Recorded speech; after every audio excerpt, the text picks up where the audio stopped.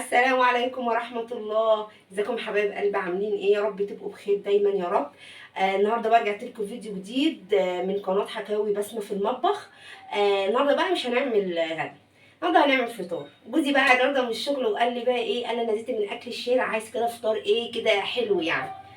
فرحت قايمه بقى، لقيت ايه هعمل، ايه هعمل شكشوكه وبطاطس بالبيض والبطاطس بالفلفل والثوم كده، بتبقى طعمها جميل جدا، وجبنه قريش بالطماطم والفلفل كده والخيار وايه وعيش بلدي بقى وايه، وهتبقى فطار ان شاء الله، فطور ان شاء الله جميل جدا. دلوقتي بقى هوريكم طريقه الشكشوكه الاول، حاجه حاجه هعملها معاكم. بس قبل ما نروح نعمل الحاجه، ما تنسوش في اللايك وفي الاشتراك في القناه وتفعلوا زر الجرس، وانتوا بتتفرجوا من غير ما بتعملوا لايك. كل مره اقول لكم يا رب نشترك في القناه، واللي يعجبه فيديوهاتي يعمل لها اللايك الحلو.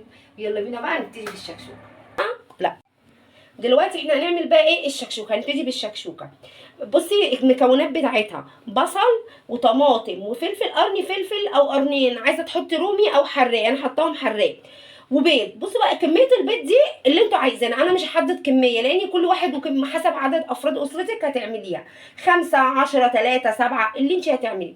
وبصل والتوابل ملح وفلفل اسود وكمون. بس كده، المكونات بسيطه جدا جدا. وهروح بقى على النار واوريكم وانا بعملها، بسيطه وسهله وخفيفه جدا، ويعني بصي بساطتها جدا يعني.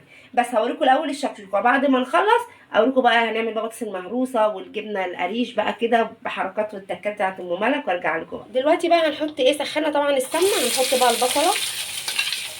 وبرده بصي يعني كميه البصل وكميه الطماطم كل ده بقى اختياري، انا بس بديكم الفكره. والكميات دي طبعا البصله بعد ما بتصفر شويه يعني بتدبل اساسا. بس انا عايزه اقول لكم حاجه بقى، ما تخليهاش تتسبك قوي. لا انا كنت الاول بعملها، كنت اخلي البصله تصفر قوي والطماطم والفلفل يسبكوا فيها قوي. بصراحه لا، كانت بتدي طعم مش حلو ولاذع كده. لكن هي انا هوريكم، هديها بس لون كده بسيط، والطماطم عليها والفلفل يا دوبك بس يدبلوا، تبقى طعمها جميل. حتى في الفول برضو اللي بطماطم وفلفل وبصل ده بيبقى جميل جدا وحلو يعني. ازيكم عاملين ايه؟ وحشتوني قوي قوي قوي.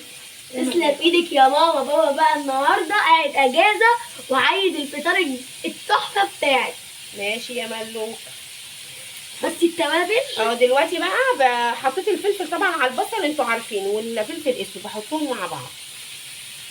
طبعا كمون اخليه شويه كده بس، وهديها بقى اللون وبس. هي سهله وبسيطه، مجرد ما قطعتيش 5 دقايق، مجرد ما قطعتي الطماطم والفلفل والبصل ودي بقى مشوحاهم وتحطي عليهم البيض، وادي الشكشوكه خلصت. بس بقى عظمه جامده جدا وحلوه بقى. ونعمل الفطار لاستاذ محمد. هنعمل ايه؟ قولوا لي بقى ايه رايكم في اكل ماما، وجربتوه بطريقتها ولا لا؟ واللي جربه يقول لي ايه رايه فيه تحت في الكومنت. وانا دلوقتي حاطه البطاطس على النار بتتسلق، عشان طبعا قلت لكم هعملها مهروسه، وهتصفري بقى البصله واجيلكم تاني عشان ما اطولش عليكم. دلوقتي بقى ايه، بصي اصفرت ايه يعني، اهي ما خدتش لون قوي، لا هتبقى وحشه. واجيب بقى الطماطم والفلفل مع بعض بس كده، واسيبهم بقى مع بعض كده، اقلبهم تقليبه. واحط الكمون، طبعا انا حاطه الملح والفلفل الاسود، رشه الكمون احطها، وتبقى بقى ايه تدبل شويه، مش تتسبك، لا تدبل، تفرق كتير. لاني لما انا كنت بسبكها قوي قوي لا بتبقى مش حلو خالص، بتختلف فعلا في الطعم. بس كده، واسيبها بقى. كل ده طبعا هتخس لسه بقى خالص لما يعني لما تدبل هتلاقيها ايه دبلت يعني وخست طبعا، انتوا عارفين. دلوقتي بقى ايه هنحط البيض عليه. بص اتسبكت اهي، بصوا دبلت ما نسبكهاش، ومرشه البيض كده من فوق. بصوا بقى مش هقلب على طول، ليه؟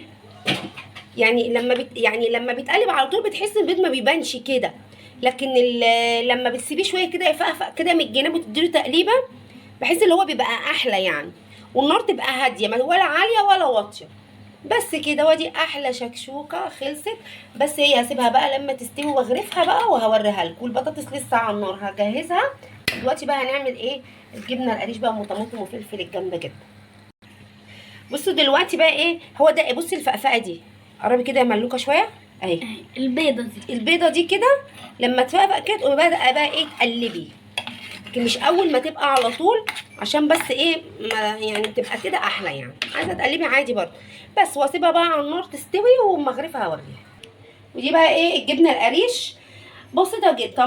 ده طبق طماطم وفلفل وبصل، بس انا طماطم قصدي وفلفل وخيار بس كده. وهنحط كده الجبنه القريش عليها، وعندنا بقى شويه الزيت الجامدين. هتسيبها كده هنا كده يا ماما.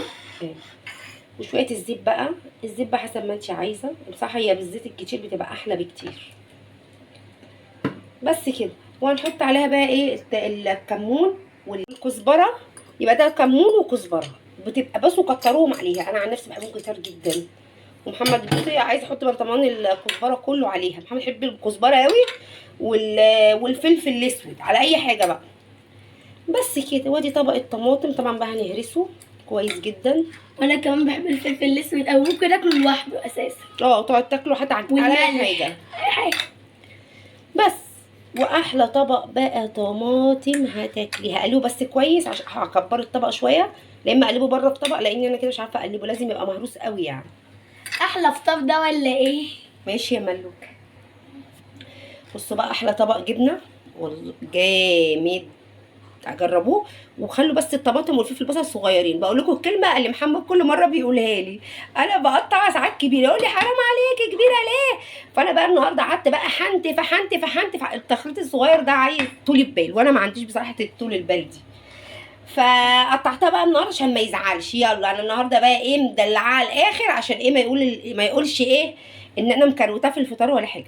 ودي بقى بصوا بقى جمال، شايفين العسل ده؟ الله ريحتها الشكشوكه تحفه والله طعمها جامد وشكلها حلو جدا. خلصت برضو. بصوا ما تنشفهاش قوي على النار، لان لو نشفت قوي على النار بصراحه بتبقى مجلد ناشفه كده، تحسها لها بايته يعني لما تنشف. بس كده الطماطم الجبنه والشكشوكه خلصوا. هعمل بس البطاطس عشان هي لسه على النار، وارجع لكم تاني يا حبايب قلبي.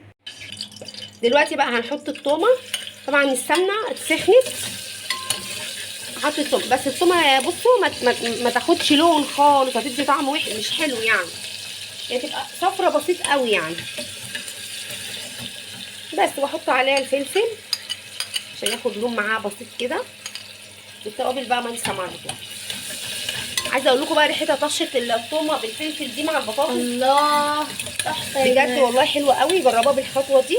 وساعات بعملها بالبيض بس، اللي هو بيض بسمنه عادي، واحط البيض واحط عليها البطاطس، بيبقى برضو جميل بس تغيير. دي بقى حلو. بس بقى كان ناقصها كمان بقى يا سلام لو عندك كم حبه بقدونس، يعني حبه كده يا معلقتين ولا حاجه بقدونس، بتبقى جامده بتديها فعلا طعم حلو قوي قوي يعني. مش قادرين نصبر. جامدين عمالين يقولوا جعانين جعانين جعانين، وانا اقول لهم اصبروا خلاص، هي نشا البطاطس وخلاص. بس جربوها بقى بطريقتي دي بجد هتعجبكم جدا. بصوا بقى تاخد لون بسيط.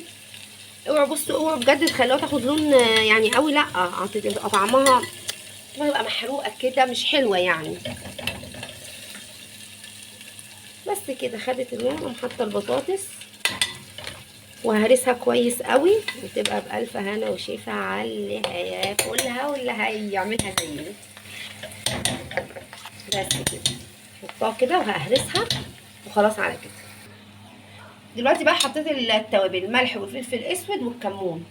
دلوقتي بقى خلصنا فطارنا الجميل اللذيذ. ادي كده بص الشكشوكه شكلها يفتح النفس وجميله جدا، وادي البطاطس توم وفلفل، وطبق الجبنه خطير اللي هو بالطماطم برضو والفلفل والخيار والعيش البلدي طبعا. واحلى فطار وبالف هنا وشفا عليكي يلا يا ماما جعانه. وعشان الاستاذ محمد ما تقوليش انت بتعمليش فطار حلو، عايز بقى فطار بقى في البيت وكده. ويا سلام بقى لو طبق مخلل بقى كده جامد، واحلى فطور كده. ودلوقتي بقى ايه هنروح بقى نحطه على الاكل وهناكل كده بقى يا حبايب قلبي. اقول لكم بقى ايه، عايزاكم بقى تكتبوا لي في الكومنتات جوزك هو قاعد بيقول لك بقى فطريني ايه، وبيكون بيحب الفطار ايه في الاجازات، تعملوا فطار ايه. وده كان اكل النهارده وفطارنا. يا رب يكون عجبكم، وما تنسونوش بقى تشتركوا في القناه حكاوي بسمه في المطبخ.